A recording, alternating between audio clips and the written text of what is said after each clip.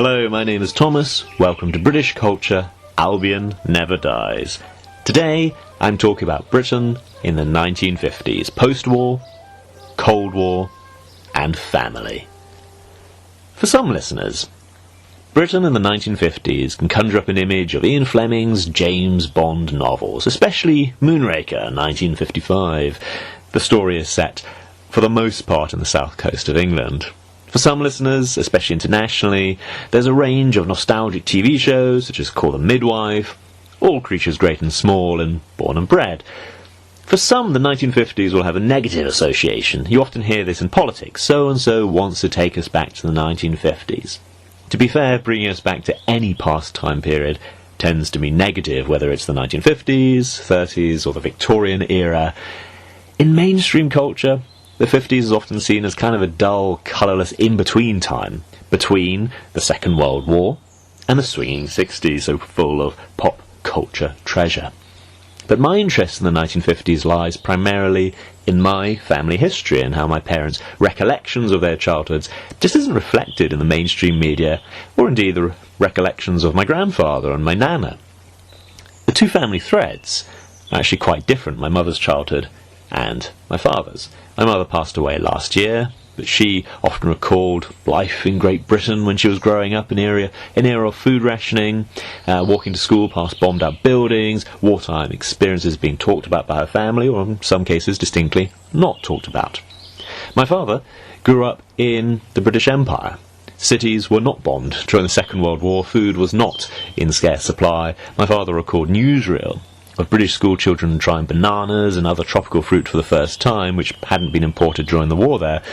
Dad could happily watch this whilst eating a banana. On the other hand, where he lived, in variously Malaya, Yemen, Egypt and Cyprus, conflicts were just starting. These were decolonial struggles for some, they were Cold War struggles for others. This isn't a distinction between conflicts, but really for those in them and for those studying them. So I've known academics in England who saw the Malayan emergency, of which much more later, as an anti-colonial struggle, whilst my grandparents who were there described the fight against communist terrorists, CTs, and indeed the Malayan Liberation Army, which was anti-British, described themselves as communists. This difference in perspectives is actually much the same as the Americans had with Vietnam. Robert McNamara talked about this in the documentary The Fog of War. When he was US Secretary of Defense, which is 61 to 68, he saw the Vietnam War as a Cold War struggle, but reflecting on it in 2003, he suggested that the Vietnamese saw it as an anti-colonial struggle. After all, the Americans had largely carried on where the colonial French had left. One conflict can be many things to many people, or even the same person. It's as true of the British struggles in the 50s as the American war in Vietnam in the 60s. So to simplify, my perspective is that of my own family history. I'll refer to overarching narratives which are done by professionals, and I'll recommend a few, but ultimately I will come back to my own family and where my family recollections fit in. If I were to recommend 3 books on the 50s, the first would be Tony Judt, Post-War. I previously reviewed this on my YouTube channel, so I won't go into depth here. It's one of the books in James Bond's home in Jamaica in the film No Time to Die. Judd sets out the post-war experience of Europe and talks about how the UK and America have a really different experience of the Second World War, which colours the next few decades. In both cases, we saw the threat of the Second World War as coming from overseas. We saw it as a really national struggle. By comparison, the majority of Europe, more in the east, slightly less in the west, really saw this as a continuation of various civil wars. The World War happened to overlay what was already happening. And that's important, because after a civil war, you have to live with yesterday's enemy, which is something I got to know growing up in Turkish Cyprus, along with the complexity of such a conflict. Incidentally, in the case of Greece and Spain, other Mediterranean countries, conflicts had started long before the Second World War, 1939, and they would actually carry long after, the Greek Civil War ultimately being classified as very much a Cold War conflict. The other 2 books I'd recommend are actually both by David Kynaston. The first, Austerity Britain, 1945 to 1951, and Family Britain, 1951 to 1957, Tales of a New Jerusalem. My mother loved these. She said the first explained her childhood, and the second was really recollection of it. She was born in 1949. She didn't normally enjoy academic books or huge tomes, and these two books are both huge academic books, but she absolutely loved them. They're very, very readable. I won't read a passage from these, as you can find them online. David Kynaston's books on Austerity Britain and Family Britain, actually I think a really good overview of the era. I'll simply give my family recollections based on the structure that they kind of set out. The first being the shadow of the past. As mentioned, post-war doesn't neatly fall into the division of decades. People were not magically renewed in the 1950s as new people. My grandpa, Tom, after whom I'm named, may have made remarks about war bores who went down to the pub every evening to relive their glory days with old friends, but there's no denying the impact of the war, loss, family separation on all families. Men went to war. Children in London were famously evacuated, with some exceptions, actually my own London-based family being one of them. Civilians were bombed. My nana happened to visit a friend in Coventry the night of the Great Raid, 14th of November 1940, and that raid continued into the morning of the next day, 15th of November. In that single night, at least 568 people were killed. The exact figure was never confirmed, with 863 badly injured and 393 sustaining lesser recorded injuries, aside from those that simply were not recorded.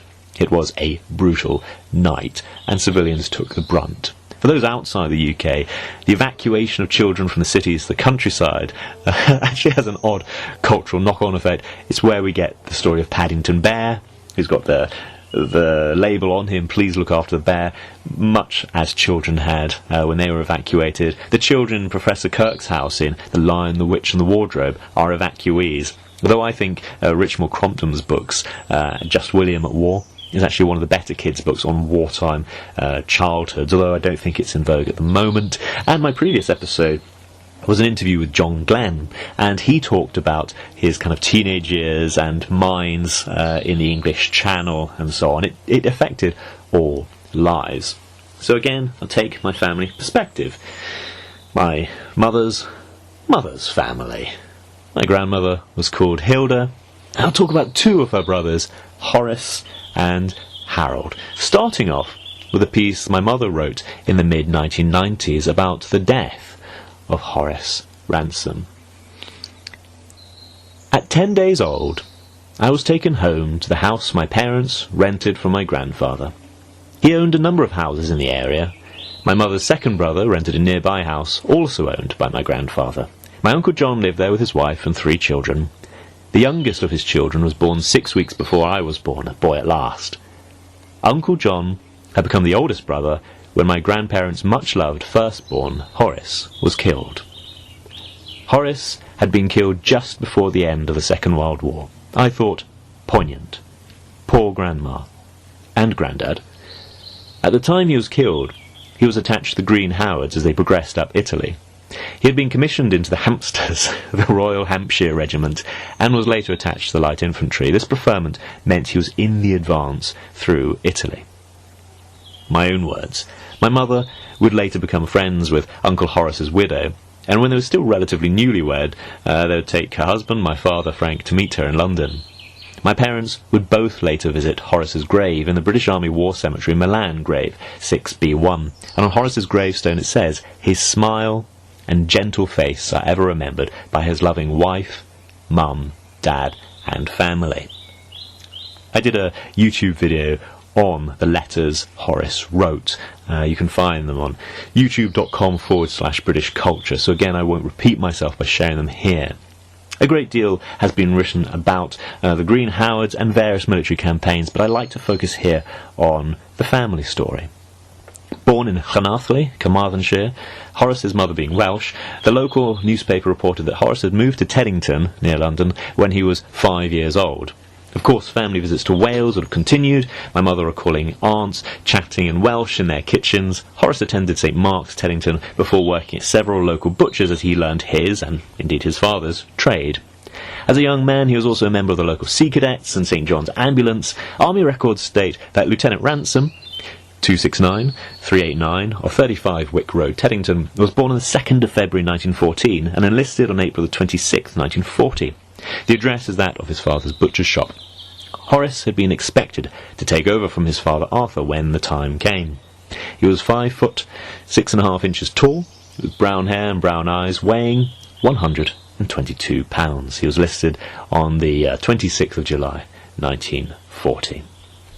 As recorded in his war records, released to me under a Freedom of Information request, he was initially with the Royal Sussex Regiment, then with the South Stafford Glider Troop, where he was commissioned, then in the East Surrey Regiment. In Sicily, the gliders, which are kind of wood and canvas aeroplanes without engines, they went in the night before Sicily's D-Day, attempting to take key points such as gun batteries, bridges, to assist the main landings which followed. In the night operation, nearly half the gliders landed in the sea. Hundreds of men drowned in the darkness, weighed down by their equipment. Those that made it to land suffered heavy casualty, far from their objectives, but these disasters would influence the glider landings at Normandy's D-Day that would prove such a success. Many officer transfers were subsequently made. Horace moved from the Airborne to the Green Howards after the loss of their junior officers on the beach landings. Horace's letters to his parents and his sister, my grandmother, describe his progress through Sicily and the subsequent campaign on the Italian mainland. He talks about the pitying state of the Sicilians, the warm welcome they received in towns and villages, and the long marches through Sicily and mainland Italy. He would have a short stay in hospital due to tonsillitis, where he would unknowingly write his last letters home. Again, I shared these on YouTube, including the letter he sent to my grandmother, talk about how much he's looking forward to taking her to the sights and shows in London upon his return. He would shortly after return to the front lines and be wounded and taken prisoner.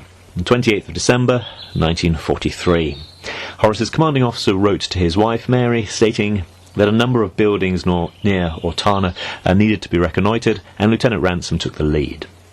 As the patrol was approaching, the enemy opened fire, and Lieutenant Ransom was hit in the leg and fell to the ground. The fire became heavier, and he ordered his men to leave him and get back to their lines. Further patrols were sent out, but no trace of him was found. It was only in February the family received word that he had been captured, and on the 27th of March 1944 he died of an infection after his leg had been amputated. Horace was the eldest of 5 children. 2 served in the Royal Navy, one of the paratroopers, his younger sister Hilda, my grandmother, was in the Auxiliary Territorial Service. I recall talking to one of his younger brothers, Harold, as an old man in Gosport, and Harold was very happy to talk about his time in the Royal Navy. He was a signaller, he was on board the HMS Hood, transferred a matter of either days or weeks through regular crew rotation before it was sunk. 24th of May 1941, early on in the Battle of Denmark Strait. Hood was struck by several German shells, exploded and sank with the loss of all but 3 of her crew of 1,418. Harold survived the war, of course, and was happy to take me down to his little beach hut and spot interesting ships in the area, give me a little tour of the RNLI, the lifeboats, where he knew everyone, or just potter about the blackberries and runner beans he was growing in his garden, much, I believe, as his father did in Teddington, Arthur Ransom. I'll continue with my mother's recollections, of course, of the 1950s. She wrote, "Until I was 5, my grandparents and my bachelor uncle, Leslie, lived over the road from us. Uncle John et al. Lived in another house owned by my grandfather along the road from us. Frank, my dad, had accurately, I suppose, described my upbringing as tribal. I had grown up surrounded by kinsmen and my grandfather's tenants. My grandfather was much respected in the area. He was recognised for his reliability, his fairness, and his integrity. His forthright honesty was acknowledged. He was a pillar of the local community, highly principled, a man of substance. He had been a governor of his son's schools and also my mother's. He was involved with the local Chamber of Commerce and was treasurer of the Conservative Party. He had been treasurer of the Philanthropic Society when I was in my teens. He was then far older than those he sought to help through its auspices.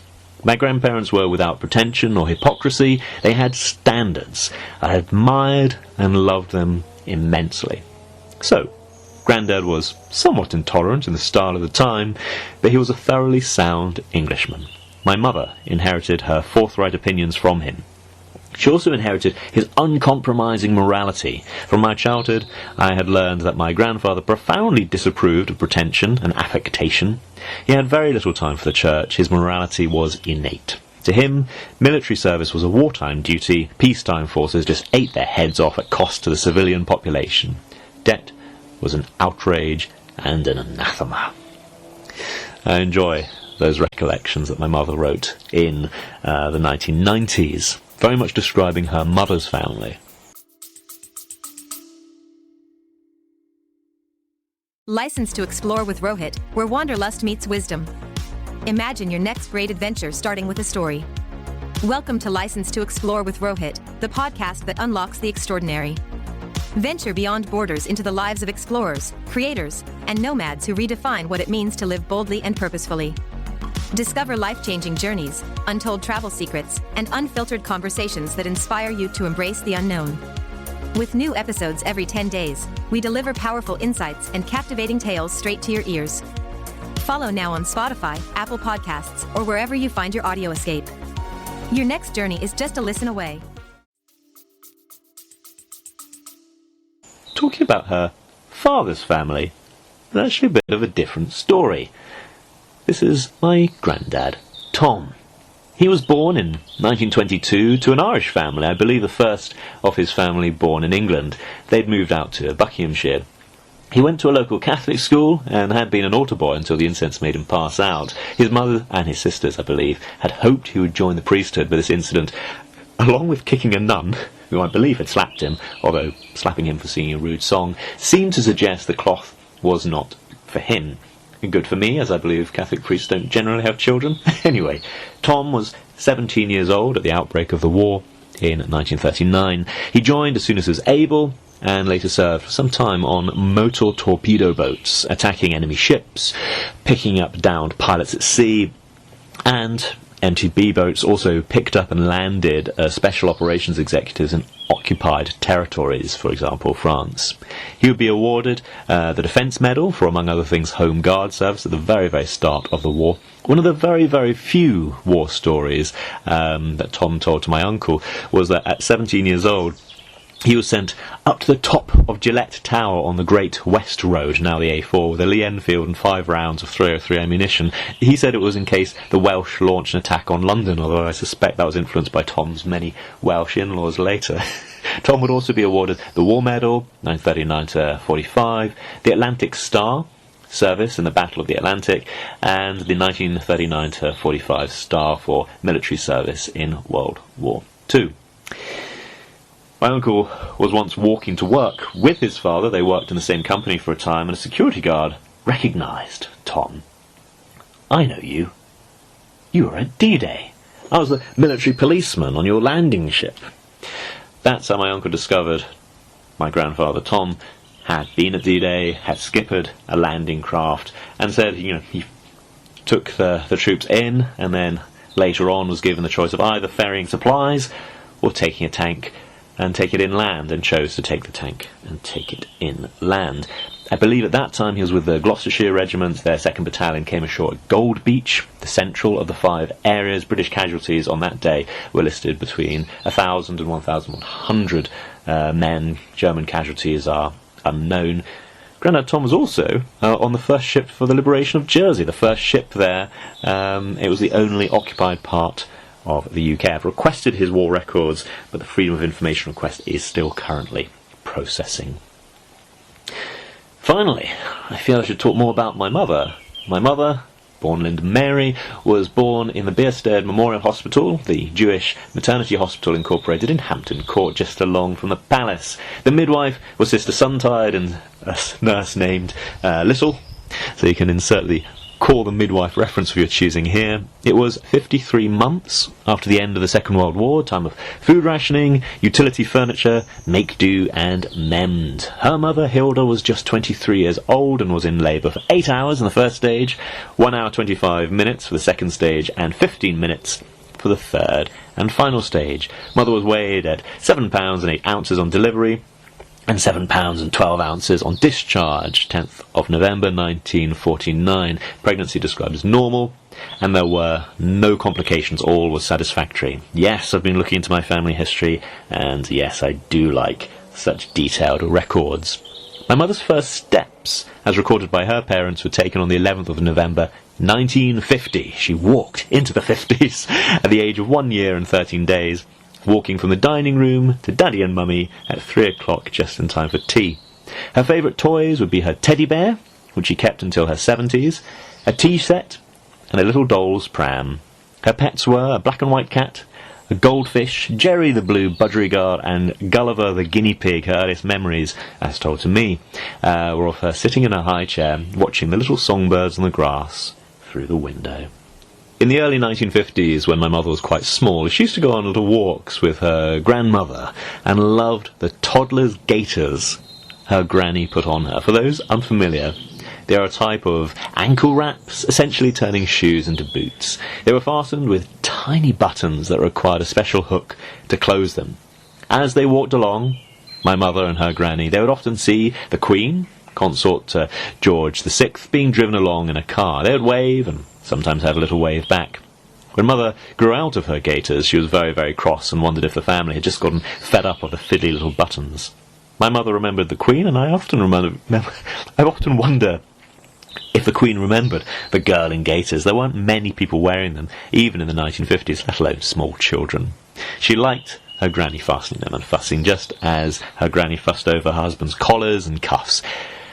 Arthur Ransom had the Edwardian-style detachable collars, fashionable when he was young, and he stayed with the style into the 1950s. Mother recalled the circular boxes of collars stacked in their bedroom. My mother's father wore the younger style of shirts, of course, and I'm told he cut a dashing figure in any of his collection of suits. Nothing flashy, nothing gaudy, but quality cloth, cut well and worn well. As an older child, but still at primary school, my mother's great joy was horse riding, at which she became proficient. She loved the Pony Club books by Norman Thelwell, which showed ponies, horses, little girls, and their exasperated parents, and the English countryside so well. She and her brother would often visit their Ransom cousins on the south coast. To their recollection, it was always sunny and never rained. Her brother has fond memories of Linda Mary, not yet Lee, my mother was known as Lee in all my lifetime, singing her song, Down with the School and Up with Hailing Island. One of my mother's fondest memories of her more than 30 cousins would be collecting bottles from various houses and then chinking along as they took a cartful down the road to sell back to the various shops. They'd be cleaned, refilled and resold, but most importantly, Mother and her childhood chums would collect a small sum of money from the shopkeepers for collecting the glass bottles. She wrote of her Ransom grandparents, I used to stay with them very regularly in school holidays. I loved the quietly happy, even tenor of their lives. Listening to the Archers was very much part of it. I had loved my grandmother's cooking. Almost all their fruit, herbs and vegetables were homegrown. They ate the best fresh quality food, simply cooked. It was delicious. In fact, during a bin collectors' strike, my great-grandparents burned, bashed and buried all their rubbish, of which they actually had very little. Aside from growing their own, they knew all the local producers, so when the bin men came, they were astonished at how little there was to collect. So here I'll draw to a close for my mother's recollection of the 1950s, and if I was to pick three themes, I'd talk about maybe the adults with their wartime experiences, either talking about them or not. Older adults, such as her grandparents, who are still pretty Edwardian, and a very strong family focus. She grew up with her cousins and extended family all around her, and her recollection of the 50s was bright and colourful, with plenty of visits to the seaside, as I say, where, to her recollection, it was always sunny. Now I'll talk about my father's side, exotic overseas. My father, Francis John Creighton, was born in Kuala Lumpur, Malaya, the son of Francis Duell Creighton. Don't lose track of all the Francises. My grandfather, Francis Duell Creighton, had been born in British India, and there's a wonderful picture of him being held as a baby by his father, Francis Extance Creighton, who's wearing a pith helmet and smoking a cigarette. Those were the days. I did a YouTube video about my grandfather's father, sharing the great photos Granny Creighton, my great-grandmother, took there. My grandfather spent much of his childhood in what is now India and Pakistan, apart from a couple of years in Hong Kong, where one of his brothers was born. He recalled to me memories of Victoria Harbour and the clock tower there, which I was very pleased to see when I moved out to Shenzhen, near Hong Kong, in 2015. My recollection is that my grandfather moved to the UK at the age of 13. Born in Ambala, 1927, he would have been around 12 years old when the Second World War began in 1939. However, he looked very mature from his age. I have the photos, he does indeed. And in the next couple of years, he was increasingly asked by strangers what he was doing for the war effort. Well, he was a schoolboy, but he joined the British Army at the age of 16 as a boy soldier, learning crafts and trades that were useful, and among other things he helped waterproof the D-Day landing craft. Upon becoming a full adult soldier, and he enjoyed that pay increase, he would qualify as a REME, Royal Electrical and Mechanical Engineers craftsman, and ultimately progress to being a commissioned officer, leaving the army as a major. His 5 medals were the Defence Medal, the War Medal 1939-45, the Campaign Medal for Cyprus and Malaya, George VI, the Campaign Medal for South Arabia, Radfan and Suez, Elizabeth II, and the Long Service and Good Conduct Medal, Elizabeth II. In fact, my grandfather was not the first member of his family to join the army so young. His grandfather had joined the British Army at the age of 13 to join the Boer War as a bugler. He did similarly well, ultimately being awarded the Queen South Africa Medal with campaign bars from Transvaal, Orange Free State and Cape Colony, as well as the King's South African Medal with bars for 1901 and 1902. He'd be awarded the Defence Medal, the Long Service, Good Conduct Medal, King Edward VII version, and the Meritorious Service Medal, King George VI version. I am slightly skipping over one generation, my grandfather's father, but that's simply because I did the video, and I'm happy to talk more about him if you want to message me. But let's get to the Second World War. This is about the 50s after all, so let's lead into it. During the Second World War, when all the Creightons were back in England, their eldest son, my grandfather, would go to a party and meet a Welsh girl called Barbara Jean. They'd marry after the war, but when on honeymoon in Torquay they received a cable that he was being immediately sent to Malaya, the Malayan emergency. Barbara Jean, newly Creighton, was distraught, but her mother-in-law took her straight to the Ministry of Defence and arranged for Barbara Jean to go out on a troop ship to join my grandfather. They spent a wretched few weeks apart before being rejoined and told initially in Singapore and then moving out to their new home in Kuala Lumpur. That mother-in-law was said to be formidable, but absolutely loved by all the family, anyone who ever encountered her. I'm told she was one of the first women to go to her university. She had worked in education, out in India and Hong Kong. Bright red hair and very striking. It's her photographs that really give me an insight into their life in British India, because she kept them in a scrapbook and annotated them very, very well. On Tuesday, the 28th of March 1950, Barbara Jean Creighton wrote, "At last! Had pains start around 3 a.m, and Frank brought me into Kinara at 6:30. I went into the labour ward at 8 a.m. Frank kept ringing every few hours after an endless day. And then, Wednesday, 29th of March 1950, my nana wrote in her diary, I produced a 9-pound son at 0:45. Frank knew about it before me, for he rang up at 1 o'clock, I was told, and I didn't come out of the theatre until 3 o'clock, so I feel pleased with myself. I only slept until 6:30, then Frank came up with a huge bunch of carnations. He was so pleased with the son. We've decided to call him Francis John. Excited about our event, and they are having a do up at the mess tonight. Mummy, Daddy, Mum and Dad will have received the telegram now. Big session up at the Crown, so endeth our first day." My dad's childhood would take him from Malaya to Egypt, Aden, now in Yemen, Cyprus, and of course the UK. His father was briefly posted to Chester, and that's where he met my mother. But conflicts in the 1950s internationally did impact the Creighton family history. I'll go backwards through the decades, so my father's memories of 1950s Cyprus are overwhelmingly very, very happy.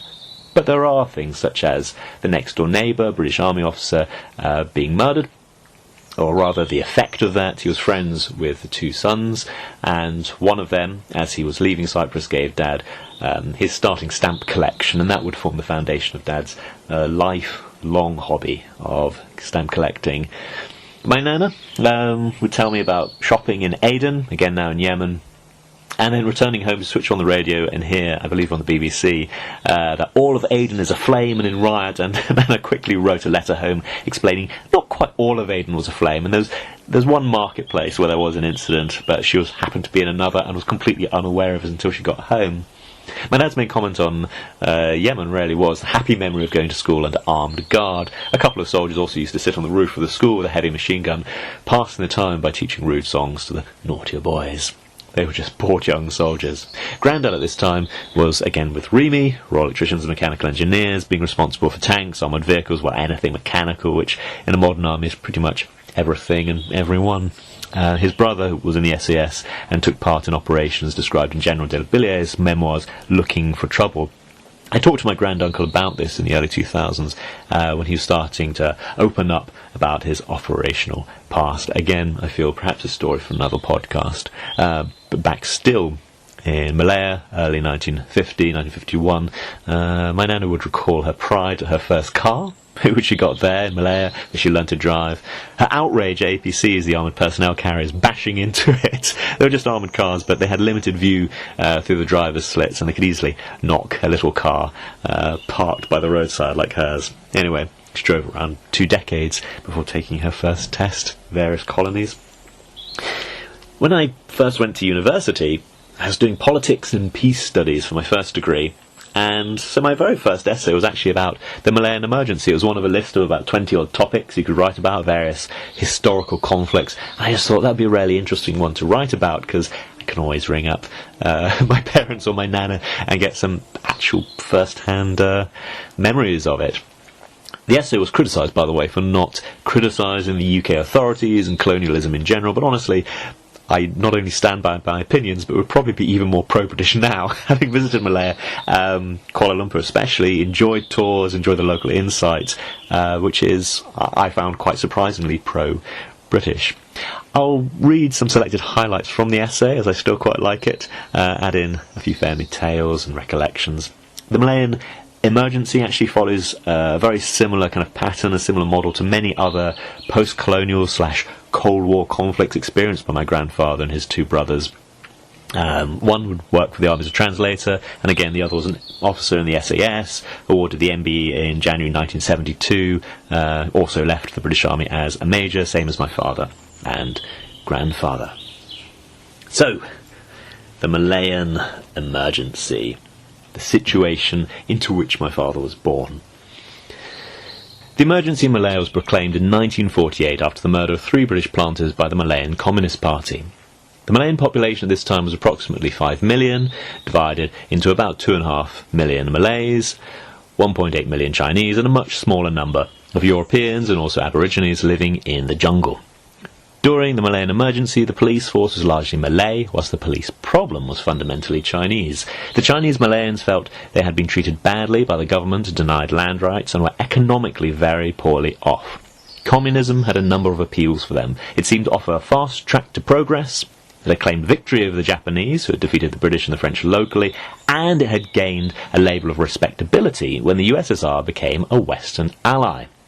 The processes of decolonialisation had begun before the Second World War, the Statute of Westminster in 1931 ending, the Mandate in Iraq in 1932, and the entry of Egypt into the League of Nations in 1936. However, the war did act as a catalyst for many independence movements, most especially in India, which gained independence in 1947.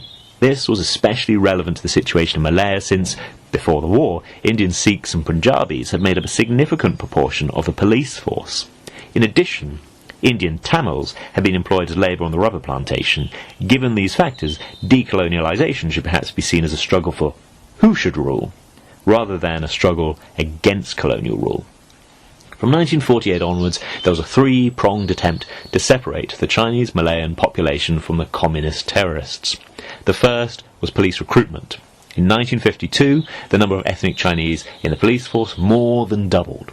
Whilst the percentage of Chinese Malayans still did not affect their numbers in the overall community, this dramatic increase in numbers had a strongly positive effect.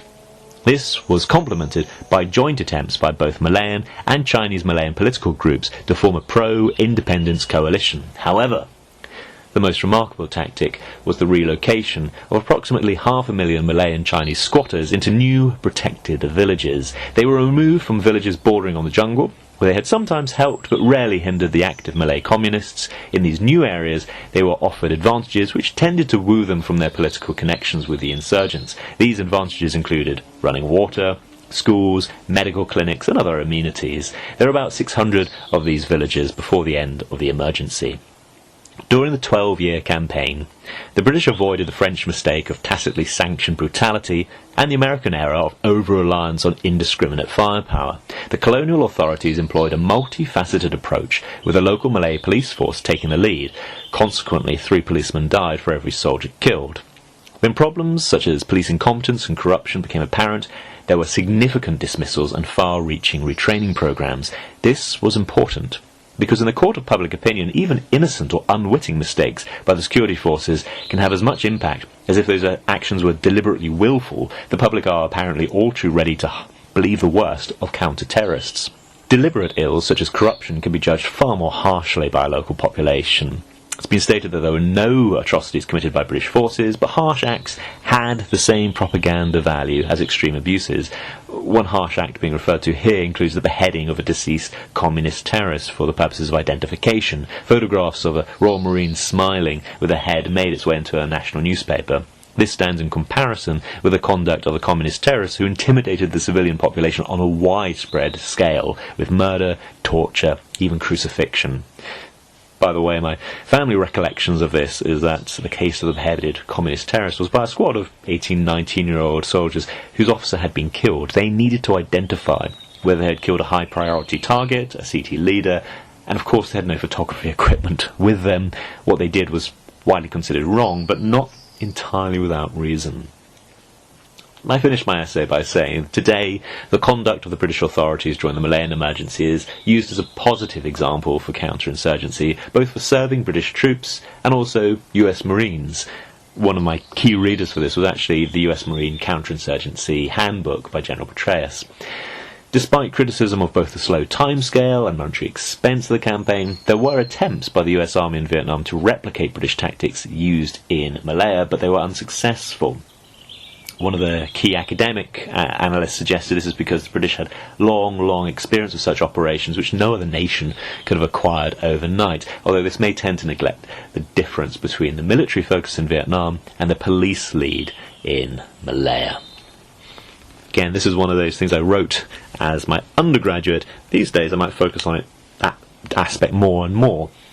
The British were, of course, coming at this from a largely kind of colonial/post-colonial perspective, whereas American forces, as Condoleezza Rice said, do not do nation building. But it was used as a model for how you can do good counterinsurgency in the 2010s. I talked about the Malayan emergency because I think it's really interesting, frankly. But Dad's childhood also took him to Aden, which is now in modern Yemen, where the communists were much more successful in destabilising what was once the third busiest port in the world. That was especially due to the kind of existing tribal tensions up in the mountains and simply flooding it with weapons. Cyprus, now divided, Dad would be older, where Aoka actually fought against independence. Interestingly, independence was being set out for them by the British authorities, but Aoka was a terrorist group that wanted enosis, union with Greece instead, until one of the key leaders of the Greek Cypriot community, Makarios, well, he started to enjoy being president of an independent country after 1960. He enjoyed his place at the UN and opposed being ruled by Greece, which by the early 60s was under a military dictatorship. Again, the Greek Civil War was a real Cold War tragedy. And this precipitated a large part of the internecine strife in Cyprus, Greek against Greek and Greek against Turk, and so on. For much more on that, I've done a 7-minute video, 3 generations in Cyprus, on YouTube, as well as a 30-minute video on the British in Cyprus, and these videos both use modern footage as well as digitised colour footage of the island taken by my grandfather in the 1950s. So the 7-minute video looks at family history, the 30-minute looks at the British in Cyprus. So finally we have those two different sides of Britain in the 1950s. Britain at home, with a focus on family life after separation, loss, trauma, and Britain abroad, a focus on supporting stability, handovers from colonial authorities to democratic allies in the face of sustained opposition. Malaya would become Malaysia, a pro-British democracy. Again, visiting there, I was quite surprised how pro-British the general sentiment was, whether in museums or just generally out and about. Yemen would become overrun by communist-funded tribal warfare. Even to this day, it is a deprived and violent place, but with pro-UK Oman next door, where I've worked, which is really the model of stability, and again that was really propped up by the British, especially 60s and 70s. That's, again, I'd recommend Sir Peter de la Billiere's book Looking for Trouble. It does reference my granduncle. They were both in the SAS. However, one detail is inaccurate. Let me know if you come across the reference to Bob Creighton. Cyprus would ultimately become destabilised amid internecine and intercommunal fighting, but when all was settled, two states would be on the island, both agreeing to the UK model of democracy, that being seen as ideal. And the idea of imperial traction will continue until the 1980s, when the line was drawn at the Falklands. From then on, the UK has taken a very active role in supporting our model of democracy and human rights in different parts of the world, whether Kosovo, East Timor, Sierra Leone, Afghanistan, of course, very controversially in Iraq and Libya, but that's a very, very different story. For family history, please do check out my YouTube channel or subscribe to my newsletter. The link to that is in the show notes, or just message me on Instagram, Fleming Never Dies, or email me at albionneverdies@gmail.com. So a lot of my slice of life stuff now is, including my recent church and local election news. That's coming up in a later newsletter. A lot of people tell me they enjoy this slice of life stuff, so do sign up for that. Also, just keep in touch, as it genuinely is the highlight of my day. I hope you enjoyed my take on Britain in the 1950s, and if you have family stories and recollections to share, please do share them with me. Thank you for listening. Goodbye.